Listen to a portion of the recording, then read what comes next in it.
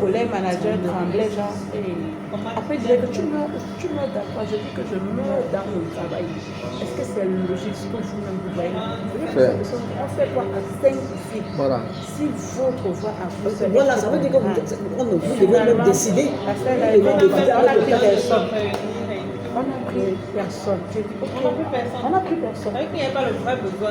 En fait, il y a le besoin, c'est parce que il était dos au mur et puis 5 personnes contre lui. Mais si vous faites un rapport, mais il va perdre sa place. Il peut perdre sa place. C'est-à-dire que sur une entreprise éthique, il perd sa place. Il ne va pas perdre sa place justement parce que ça venait du PDG. Ah, ça va arriver là-bas, il va faire comme ça. Voilà. Maintenant, il va maintenant faire le rapport que 5 personnes sur une personne ne peut pas. Voilà, tu vois donc que sur la base de l'analyse que tu as pu faire des profils de poste à sélection avec l'IA, tu as eu plus confiance à défendre ta position parce que tu avais les éléments pour le faire. Et là, avec cette confiance, tu peux inspirer les collaborateurs. Tu peux même initier des changements de comportement. Même les modes opératoires, ça tu peux le faire. Ça c'est un atout que l'IA vous permet de t'obtenir. Il y a également que... et là, tu vas regarder, plus tu l'inspires, plus tu adoptes une position confiante pour argumenter de façon logique, plus le gars t'écoute. Voilà, Vous voyez ce que tu as côté, tu maîtrises ses procédures, tu maîtrises sa vision, mais tu essayes de surfer entre ses procédures et sa vision. Là, quel que soit le cas, il ne pourra pas te virer. Il ne pourra pas prendre ta décision, mais il ne pourra pas te virer. Il a compris que tu es un esprit éveillé qui lui apporte, n'est-ce pas, des solutions. Parce que le gars des ressources humaines doit apporter des solutions à l'entreprise, permanemment. Et je dis que vous devez avoir un langage business. Et pour avoir un langage business, l'IA te permet de gagner du temps pour regarder aussi les chiffres. Elle a parlé des chiffres d'affaires. Il faut avoir les chiffres d'affaires. Maintenant, au quotidien, l'employé produit quoi? Ce n'est pas l'analyse des chiffres d'affaires, ce n'est pas le comptable, ce n'est pas le financier. Le HR doit connaître la position financière pour savoir comment manœuvrer au niveau des contrats, au niveau des licenciements, au niveau des recrutements, il doit connaître. Ça, c'est une faiblesse, par exemple. Ils doivent de la connaître. plupart des HR. C'est clair, ils ne connaissent Parce pas. que les RH fuient souvent les chiffres. Mais c'est une erreur. Oui, c'est une phrase. Il doit connaître les KPI. Quand on lui parle C'est de pour ça ROI, que je demande qu'on le tient. le KPI doit parler, Il va dire que non, moi j'ai fait ça. il doit parler des indicateurs de rentabilité mieux que le comptable. Oui. Parce qu'il est le collaborateur du boss. Et il veut, un matin, il peut devenir boss. Donc, ce n'est pas quand il sera boss qu'il va chercher à comprendre les indicateurs de rentabilité. Quand on investit, ça rapporte combien, il doit connaître ça. Tel qui est sur le marché ou bien quel qui est au poste là. Quels sont ces indicateurs de performance? Ça coûte quoi? Quel est le coût de recrutement d'un employé? Quel est l'impact de ce recrutement là sur l'employé? Il doit connaître. Il doit connaître. Ça, s'il ne connaît pas vraiment, il doit se former. Pas qu'on doit le gérer. Il doit faire comme toi, il vient s'asseoir, on le forme.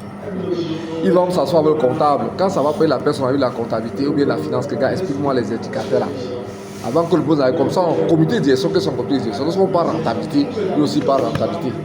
Parce qu'il a pris le temps d'aller apprendre, puisque c'est l'une de ses responsabilités. S'il veut croître en entreprise, il doit connaître les indicateurs de rentabilité. Sinon, il sera comme n'importe quel matin, on va lancer un nouveau recrutement.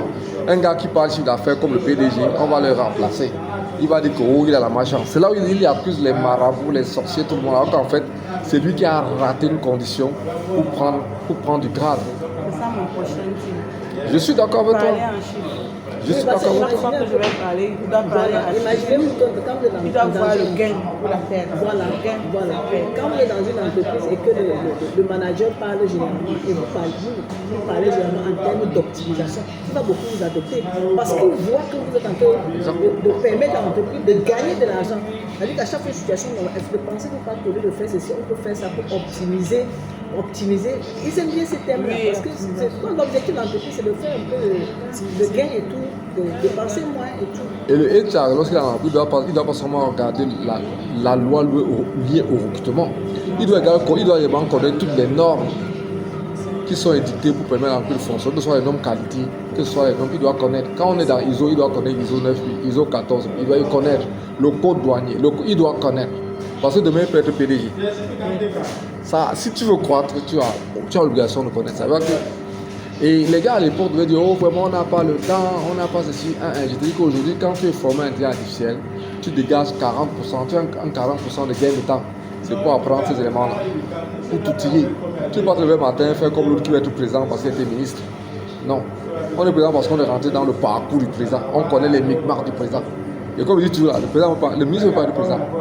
Ce n'est pas linéaire, on ne peut pas faire une déclinaison, ce n'est pas possible. Le président là, c'est autre chose. Le DG, c'est autre chose. Tu peux être HR. Quand tu n'as pas vécu le monde du DG, tu dis que tu peux être DG, c'est pas possible. Tu vas te casser la face. Ou bien tu vas porter un truc pour aller mettre au marigot. C'est comme ça. Donc, il faut éviter ça, il faut se former. Donc, il te permet de gagner du temps pour travailler chaque compétence. Et là, vous en avez 18. Je vous donne le PowerPoint, je vous donne la carte. Vous en avez 18. Vous avez le temps de les appliquer l'une après l'autre. Il y a un autre là qui se flash. Ça va seulement s'ouvrir sur la machine. Il appelle l'autre. Je voulais insister aussi sur les compétences relationnelles du HR. Les émotions des employés. Ce n'est pas parce que vous gérez les émotions que vous êtes faible. Non. C'est parce que vous pratiquez l'empathie. Vous voulez les comprendre davantage. Pour les guider. Pour les guider. Ce n'est pas parce que vous êtes faible. Non. Vous pratiquez l'empathie pour les comprendre. L'intelligence émotionnelle est fondamentale lorsqu'on est HR. Et la capacité à décider. Quand un employé mérite d'être viré, virez-le. Quand il mérite d'être formé, formez-le. Quand il faut le pouvoir, donnez-lui sa promotion. Soyez un HR juste. Et l'IA te permet de dégager beaucoup de temps pour analyser chaque comportement. Et là, c'est un élément important de votre métier. L'intelligence émotionnelle et la capacité à prendre des décisions. Parce qu'un HR qui ne décide pas vraiment, ça ne vaut pas la peine. Et il sait que l'employé là, il change comme la momie. Les employés, les êtres humains sont les personnes qui changent à la seconde près. C'est-à-dire devant eux, ils deviennent 14 visages au même moment. Moi, je voulais qu'on insiste un peu sur l'intelligence relationnelle. Vous savez que l'intelligence relationnelle est ça. Parce que pour gérer une fonction RH, vous n'avez pas l'intelligence émotionnelle et relationnelle qui est pas là. Parce que vous serez régulièrement face aux personnes qui autour de vous sont vos clients. Vous savez, le client est roi. Et il faut tout faire pour satisfaire le client. Donc si vous n'avez pas la capacité d'écouter la communication qui est le facteur de succès, vous ne pouvez pas réussir une fonction RH. Donc écouter, n'est-ce pas, avoir de l'empathie, être juste, gérer les personnes de manière équitable. Parce que imaginez vous êtes dans un environnement et vous discriminez certaines personnes. Vous pouvez faire une bonne gestion. Il y aura de l'animosité, des suspicions. C'est pour cela qu'on dit que le gain de temps que l'IA te permet de dégager, c'est pour aller comprendre tout ça. À la fin, le premier client de l'entreprise, c'est les employés. Les clients sont dans les marchés, non, no way. Les premiers clients de l'entreprise, c'est les employés. Quand tu as bien compris, quand tu manages bien en termes d'émotions, en termes de relations, en termes de plan de carrière, là, ça fonctionne fort. Maintenant, le gars des ressources humaines là, doit être capable de parler de toutes les fonctions de l'entreprise en temps réel. C'est là l'ambition d'être DG. Quand on attaque le marché, il parle. Quand on attaque les ressources humaines, il parle. Quand on attaque l'informatique, il doit être capable de soutenir une thèse. Ça, il doit le faire. Et ce n'est pas la sorcellerie, il doit apprendre étape par étape. Pour devenir, pour partir d'assistant de direction, être HR, c'est qu'il faut te donner même 7 ans, même 8 ans, même 10 ans. Et ne pas seulement regarder l'argent qu'on croit, on va au milieu. Aiguiser son potentiel. C'est ça. Il faut le faire. Et justement, aujourd'hui, quand on dit que l'intelligence, c'est quoi? L'intelligence te permet de dégager du temps pour aller faire ça. Et le gars de humain doit travailler la visibilité de l'entreprise en interne et en externe. Ce n'est pas l'affaire du marketing, il doit être là. Il doit pouvoir dire son mot qu'on est en train de faire les campagnes extérieures à l'entreprise. Il doit lui-même faire des campagnes intérieures. Parce que l'entreprise doit être vue par les employés comme quelque chose qui rassure. Et à l'extérieur, par les clients comme une structure qui tient compte des employés. Donc à ce moment-là, tu as un lien d'affinité qui se fait entre l'entreprise et ses clients externes parce qu'en interne, les gens sont bien. Chez nous, je suis désolé, chez nous, beaucoup d'entreprises ne comprennent pas ça. Mais chez les autres, là, c'est par là qu'on commence. Actuellement, la perte de talent avec la grève de souvent, c'est même plus l'argent qui retient les salariés. Non, dans l'environnement de travail, ce n'est pas tellement la rémunération. Il y en a plus au-delà même de la rémunération. C'est-à-dire que l'environnement, la cohésion, n'est-ce pas, la cohésion, c'est-à-dire que l'environnement est vraiment attractif. Le plan de carrière. Donc tu perds tellement d'argent. Le type de formation que tu donnes pour performer. Vous êtes même d'accord que quand tu vas recruter un cuisinier, il était cuisinier à gauche. Il peut avoir appris 3-4 recettes, mais il n'est pas cuisinier chez vous. Si tu l'as recruté, tu as gagné ton profil de poste. Et il y a des compétences qu'il faut lui donner au fur et à mesure. Ça, c'est la formation continue. Il y a un gars des ressources humaines qui venait dire, je dois prendre soin de ses employés, il doit les former. C'est pas les multinationales forment. Oui, oui. Parce qu'ils ont compris. Ils ont compris. Si tu veux maintenir un gars sur la durée, il faut le former. Il faut le former. Et parfois, tu l'as même à être à gauche. Quand tu as maîtrisé à droite, tu envoies à droite, qui devient polyvalent. Quand tu as un collaborateur qui est polyvalent, tu es sauvé. Oui, oui. Aujourd'hui, l'un des éléments liés à ce qui te permet de gagner du temps pour que les gars aillent en formation. Parce que quand ils viennent se former en intelligence artificielle, ils rentrent là.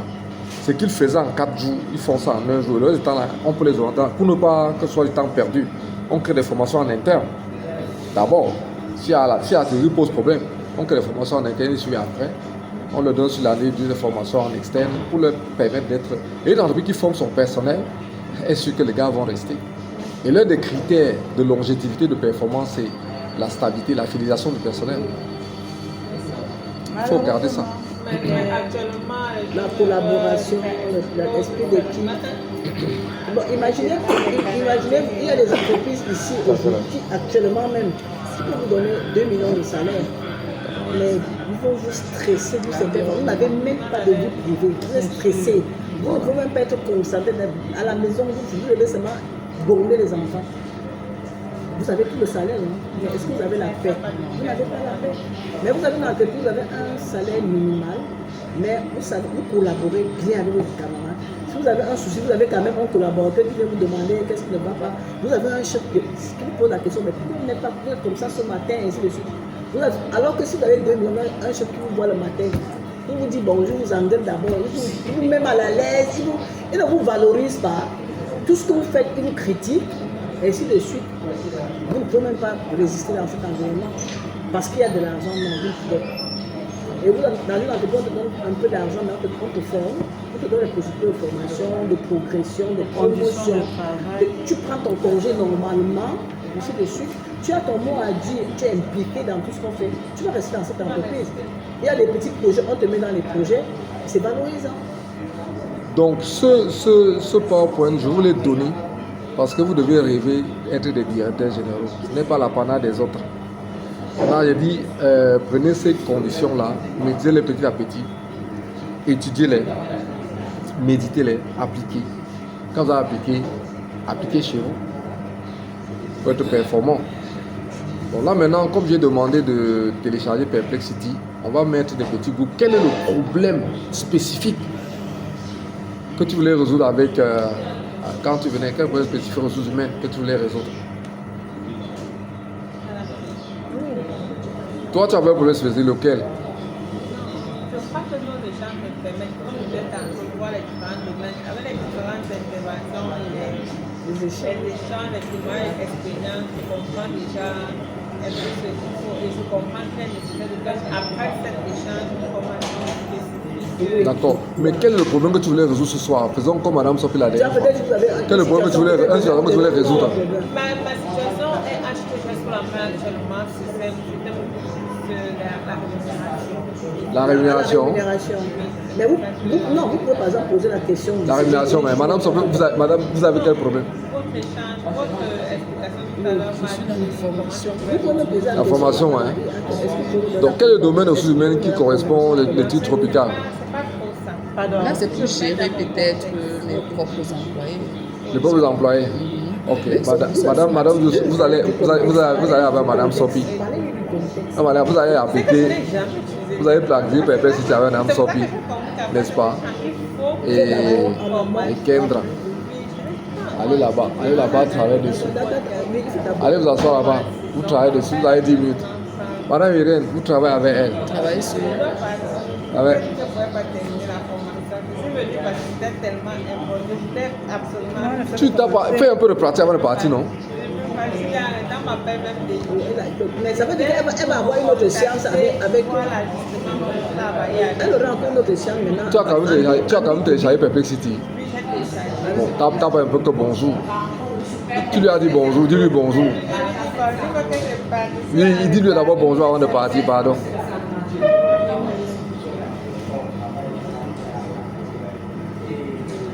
Dis-lui bonjour.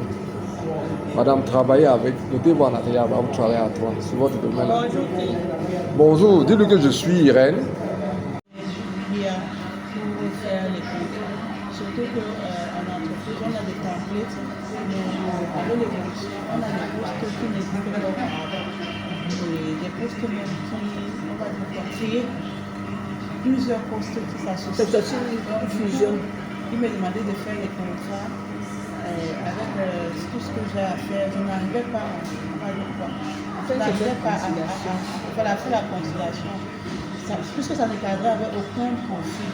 Donc là, quand j'ai compris lors de nos échanges qu'il faut juste demander, et là je suis dans perplexité, parce que la première fois que j'ai essayé perplexité lors de nos derniers échanges, c'est comme si ça me parlait, parce que ça me parlait moins vite que chat.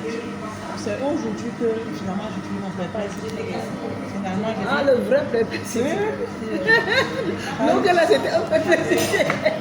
30 ans d'obscurité dans le noir. Donc du coup, là, je suis juste au noir parce que je pose des questions. C'est un poste de contrôleur. Quelqu'un qui était d'abord communicateur et qui va devenir contrôleur, mais qui n'a pas le profil hôtelier, qui n'est pas à la base hôtelier. À la base, il est informaticien, un autre communicateur. Et là, parce qu'il a eu une certification en contrôle de gestion, on veut que je lui fasse un contrat. Ça n'existe nulle part. Contrôleur d'un côté, communicateur de l'autre côté. Et là, c'est juste demain, on fait copier-coller, on arrange un peu. Là, on humanise un peu parce qu'il faut toujours humaniser. Donc, Ok. Très important, il faut si c'est la humaniser. seule chose que j'ai retenue ici, là, je dis merci, je suis sûr. Un peu tous les jours. À la longue, tu as le package. Donc, maintenant, je ne tremble plus pour les contrats parce que c'est un boulot de travail. Ouais. Pour pouvoir laisser garder la forme, parce que l'entreprise tient à la forme de ses contrats. Mhm. Donc, Ok. Merci, Madame Sopi. Madame Djoumesi? Je sais vous bien, c'est elle. Non, c'est Ok.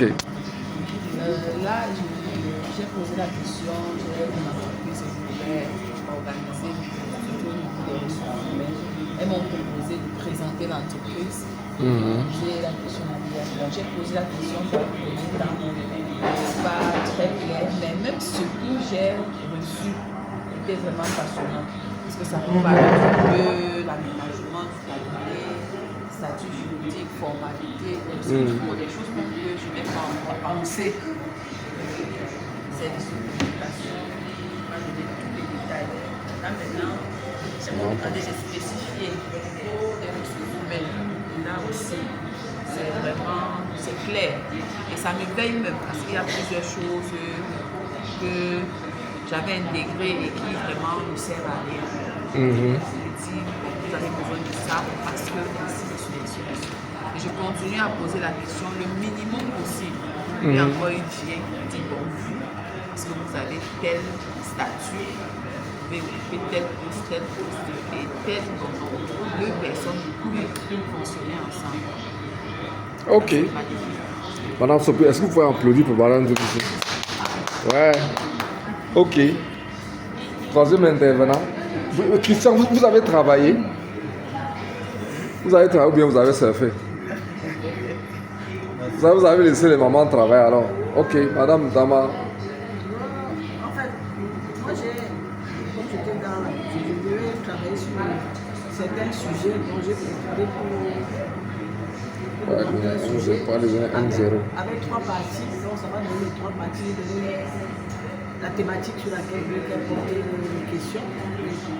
Une partie portant sur les définitions, une partie sur le concours de connaissances et une troisième partie sur l'étude de cas. Et bien spécifique dans l'étude de cas ce que je voudrais précisément pour permettre aux étudiants de mettre en pratique ce qu'ils ont appris lors des cours dans les relations professionnelles. Je leur demande dans mon cas pratique de poser trois questions spécifiques pour faire ressortir ces connaissances.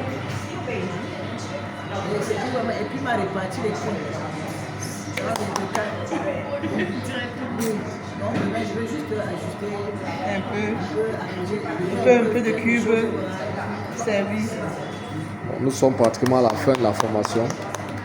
Vos impressions à chaud. La parole à qui veut la prendre? Moi, je dis Marie. Il dit à chaud. Bon, moi j'aimerais dire ceci.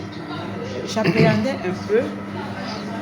À un moment, je me suis dit, oh, peut-être je vais perdre mon temps parce que tout le temps vous refaites des formations. Je me suis dit peut-être c'est ce que je connais déjà. Ensuite, quand la formation a été spécifiée pour les ressources humaines, je me suis dit non, forcément, je vais apprendre parce que ce sera plus spécifique à mon domaine d'activité.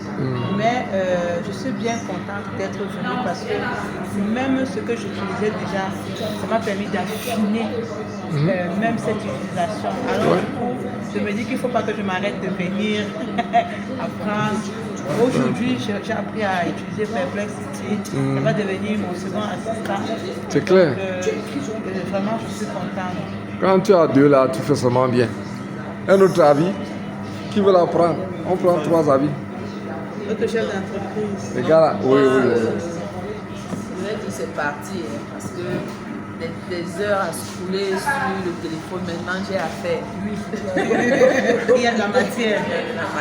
Et ce que je peux vous dire, c'est que le temps de scroller là, si vous scrollez pendant 2 heures par jour, faites 2 heures de recherche sur lui en une journée. À la fin du mois là, vous serez inarrêtable. Ce qui va vous faire découvrir par rapport à votre domaine de compétences, par rapport à ce que vous faites comme produit, par rapport à votre organisation, par rapport à votre situation, vraiment, c'est incroyable. C'est un cabinet conseil. Oui, c'est passionnant. Dès qu'on parle là, Quand on commence à taper ces parties, je ne serais pas surpris que monsieur Dumsi ait des problèmes à la maison parce que quand vous allez arriver, vous allez faire comme les Nathan, vous allez seulement taper. Et quand vous allez taper seulement. Quand vous voulez, quand vous lui posez des questions, il vous donne des réponses. Et quand vous enchaînez seulement, ça vous maintenant dans la formation sur les problèmes que vous allez recentrer pour rester dans ce que vous voulez. Sinon, le gars là vous amène en Amérique latine. C'est-à-dire vous êtes à Douala comme ça, on vous trouve en Amérique latine. Ouais. Et dans votre domaine, n'hésitez pas à faire des recherches. Il faut benchmarker. Il vous permet de benchmarker. Si elle veut faire l'analyse du marché hôtelier au Cameroun, là, elle fait ça dans son bureau. Et comme elle est option DG là, elle doit pouvoir de temps en temps dire avec la situation du marché. Il te donne avec les indicateurs macro. Oui. Tu peux maintenant affiner si tu veux faire une étude spécifique, mais il te donne avec les indicateurs macro. C'est des gens qui vont prendre des décisions. Il te donne pour prendre une décision. Donc tu veux faire l'analyse du marché hôtelier, il te fait ça. C'est une affaire de 5 minutes. Ah, c'est sûr. Donc voilà, je vous remercie pour la participation. Maintenant là, on peut remettre l'énergie qu'on a dépensée. Grâce à vos contributions.